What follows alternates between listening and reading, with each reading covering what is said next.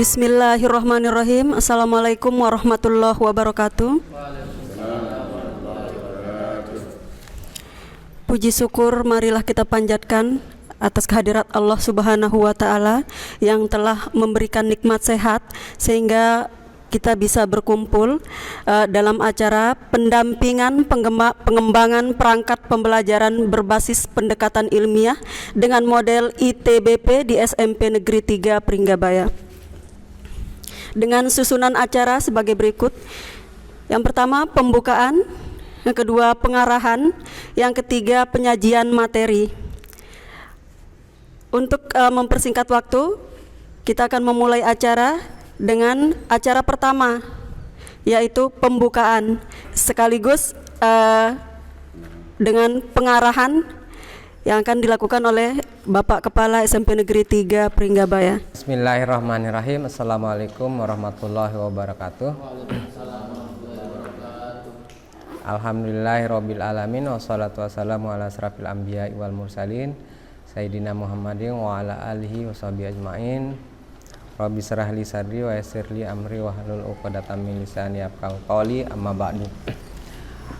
Bapak-bapak dan ibu-ibu guru sekalian, khususnya ini mata pelajaran IPA, dan kami mengharapkan nanti mungkin semuanya saling diimbas ya. Pertama-tama marilah kita panjatkan puji syukur kita kehadirat Allah Subhanahu wa Ta'ala. Kita bisa berkumpul di tempat ini dengan rahmat dan taufik hidayahnya. Tidak lupa selawat serta salam kita aturkan kepada junjungan alam Nabi besar Muhammad sallallahu alaihi wasallam.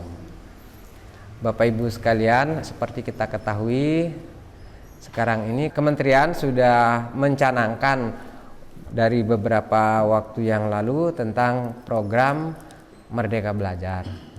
Merdeka Belajar. Di mana pada Merdeka Belajar itu yang menjadi titik tolak dari proses pembelajaran itu adalah student oriented ya. Kalau dulu kita masih yang konvensional itu masih dia teachers oriented, di mana guru menjadi pusat dari pembelajaran.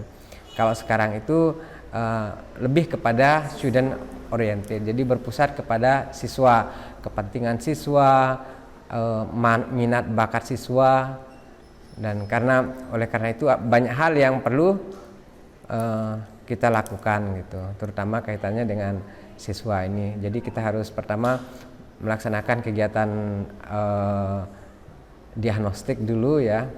Diagnostik artinya sebelum kita ngajar itu kita analisis dulu siswa itu apa sih maunya, sebab masing-masing orang itu beda-beda ya. Jadi kita akan menganggap bahwa semua siswa itu punya keunikan sendiri-sendiri, tidak sama, sehingga dalam proses pembelajaran nanti kita tidak berlaku sama gitu, tapi unik masing-masing siswa.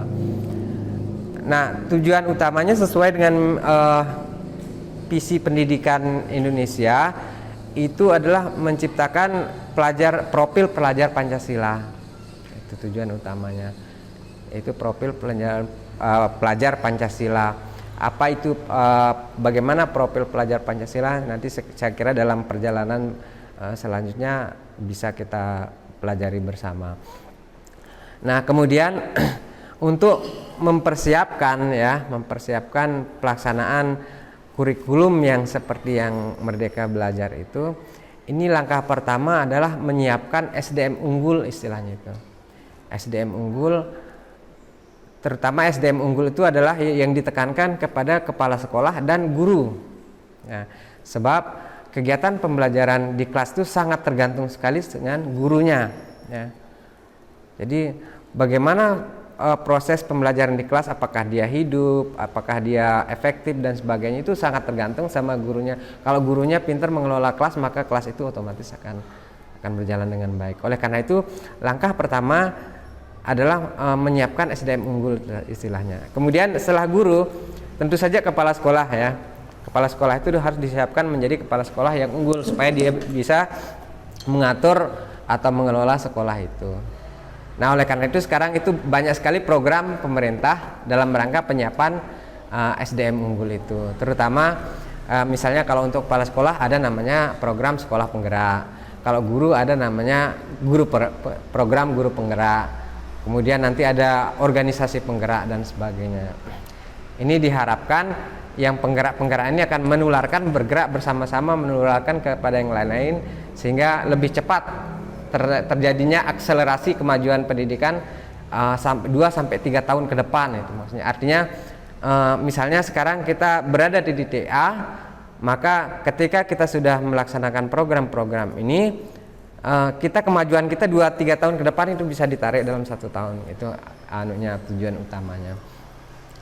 Nah, oleh karena itu Bapak Ibu sekalian, ini dalam rangka penyiapan SDM unggul itu semua serba dilatih, dan termasuk juga salah seorang rekan kita di sini, Pak Rustam, akan dilatih menjadi seorang yang menjadi SDM unggul ya. Yaitu dia akan disiapkan menjadi seorang pemimpin, seorang calon kepala sekolah. Nah, dalam kaitannya salah satu tugasnya adalah menularkan ilmunya kepada Bapak Ibu. Ini masih dalam konteks dalam lingkup terbatas ya. Hanya satu rumpun mata pelajaran. Diharapkan nantinya ini menularkan ke yang lain-lain. Kita harapkan semua guru-guru di sini juga ikut. Tapi untuk sementara ini dulu ya. Nah, selanjutnya bagaimana, apa yang akan disampaikan, programnya bagaimana, nanti lebih lanjut akan dijelaskan oleh Bapak Rustam. Saya kira dari saya itu saja, dan marilah dengan sama-sama mengucapkan basmalah kita buka kegiatan ini, dan mudah-mudahan kegiatan ini bisa bermanfaat dan bisa ditularkan kepada teman-teman yang lain. Mari kita sama-sama membaca basmalah. Bismillahirrahmanirrahim.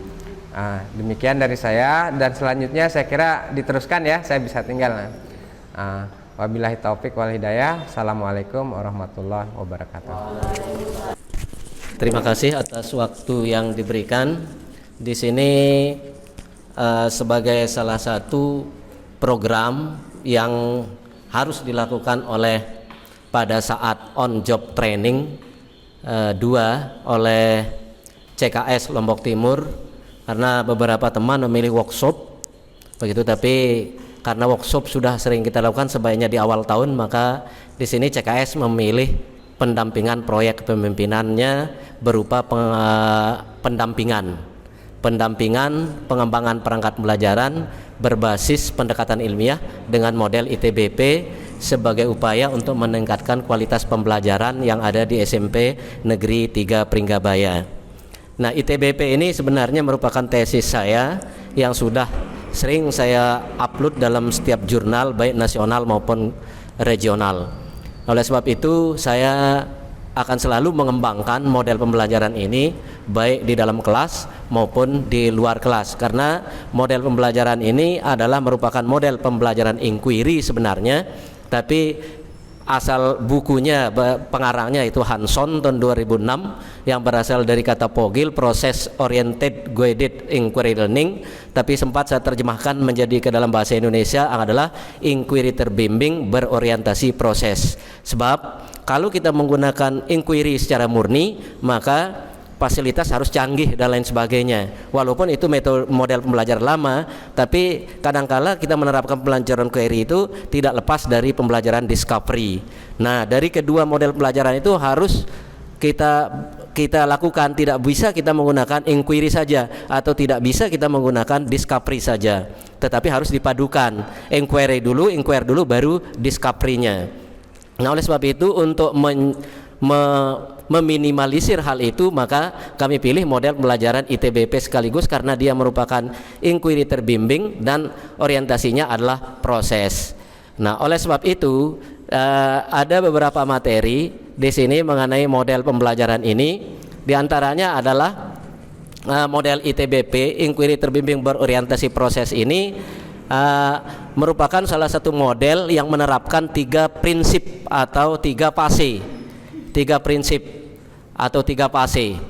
Fasenya yang pertama yaitu prinsip inquiry yang diterapkan. Fasenya ada 3, yaitu fase eksplorasi. Maksudnya di sini eksplorasi itu kita harus benar-benar menyiapkan keadaan belajar anak baik dari segi mental, fisik dan kelengkapan belajar.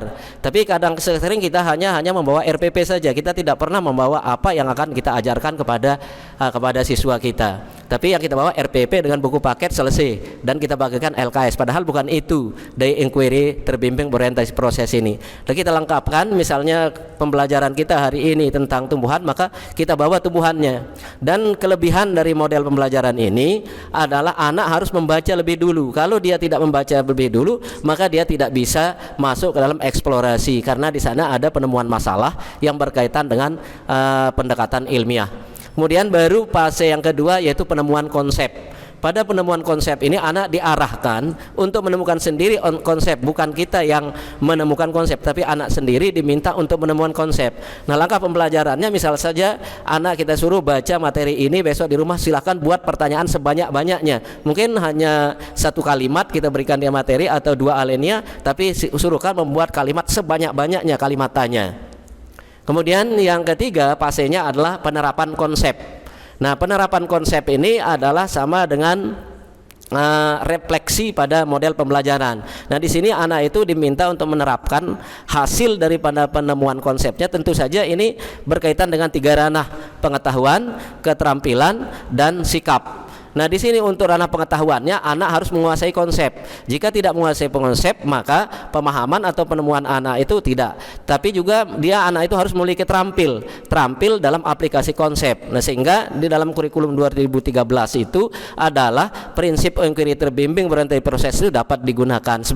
Merupakan salah satu alternatif saja, bukan merupakan satu-satunya model. Karena banyak sekali model yang pernah kita lakukan.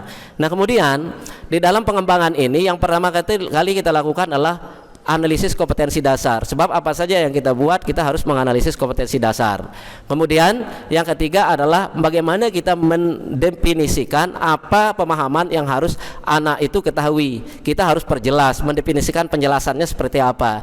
Misalnya, apakah melalui translasi, interpolasi, ekstrapolasi. Nah, ini pengetahuan pemahaman. Translasi ini hanya misalnya salah satu contoh pemahaman konsep adalah definisi. Translasi ini anak bisa menghafal definisi itu secara utuh, bagaimana bunyi dicetakannya. Sedangkan interpretasi adalah bagaimana definisi anak itu ubah dengan kalimatnya sendiri, tapi bagaimana dia tidak menyimpang dari arti yang ada di dalam definisi itu. Ekstrapolasi yaitu bagaimana anak itu mampu membuat lebih banyak definisi, tentunya yang berkaitan dengan definisi yang sudah ada, yang tidak menyimpang dari definisi yang ada. Nah, oleh sebab itu, maka dengan model pelajaran ini kita dapat mengukur keterampilan proses, terutama keterampilan proses air, yaitu mengamati karena adanya lembar pengamatan, bagaimana dia mampu meramalkan, bagaimana dia mampu berhipotesis, karena kita suruh membaca lebih awal, membuat pertanyaan, nanti pertanyaan yang dibuat itu merupakan mereka jawab sendiri, maka lahirlah sebuah hipotesis. Percobaan tentunya alat dan bahan, seperti yang kami katakan tadi, kita jarang sekali melibatkan diri kita untuk melihat kebutuhan belajar anak, yang kita cukupkan dengan buku paket, dengan RPP kita sendiri. Tapi itulah memang itu kemampuan kita. Kita tidak bisa menerapkan dengan cara yang lain. Misalnya seperti apakah kita harus bawa video, bawa LCD, bawa semuanya alat-alat percobaan sekolah, sementara kan sekarang kita sedang membangun. Kemudian menerapkan ini sudah masuk kepada tahap yang ketiga, aplikasi konsep. Misalnya seperti yang kami bicarakan dengan Mami baru ini, yaitu bagaimana anak itu kita ajarkan cara mencangkok, kita ajarkan saja cara menempel dan lain sebagainya. Ini aplikasi konsep. Kemudian komunikasi, setelah dia mencangkok, anak itu kita buat laporan bagaimana dia melaporkan hasil pencangkokannya, dan tentunya diamati dari minggu ke minggu sehingga anak itu mampu berbicara di depan kelas. Sementara anak kita tidak tahu, anak kita ini sudah pinter sebenarnya, tetapi dia tidak mampu berbicara di depan kelasnya sendiri. Dia tidak mampu. Dia tahu tapi tidak mampu mengatakan apa yang harus dia tahu itu. Itu kelemahan daripada anak-anak kita. Nah, kemudian berkaitan dengan hot yang sekarang yang dikembangkan, anak itu mampu berpikir kritis. Nah, berpikir kritis itu diantaranya salah satu indikatornya adalah melakukan penjelasan sederhana. Artinya definisi atau hipotesis yang dibuat mampu dijelaskan secara sederhana. Tidak perlu canggih-canggih begitu. Artinya misalnya mampu membuat peta konsep dan lain sebagainya. Kemudian yang kedua adalah keterampilan dasar. Keterampilan dasar di sini yang dimaksud adalah bagaimana anak itu mampu menjelaskan apa yang sudah dibuatkan tadi dalam bentuk apa dan lain sebagainya. Kemudian menyimpulkan dari proses itu melaksanakan lebih lanjut strategi dan taktik penyelesaian suatu masalah. Nah, itu mungkin beberapa hal yang berkaitan dengan materi POGI ITBP ini yang berkaitan dengan penyusunan RPP kita. Maka untuk itu mungkin teorinya saya cukupkan sampai di sini. Demikian, terima kasih. Sampai kemudian. Assalamualaikum warahmatullahi wabarakatuh.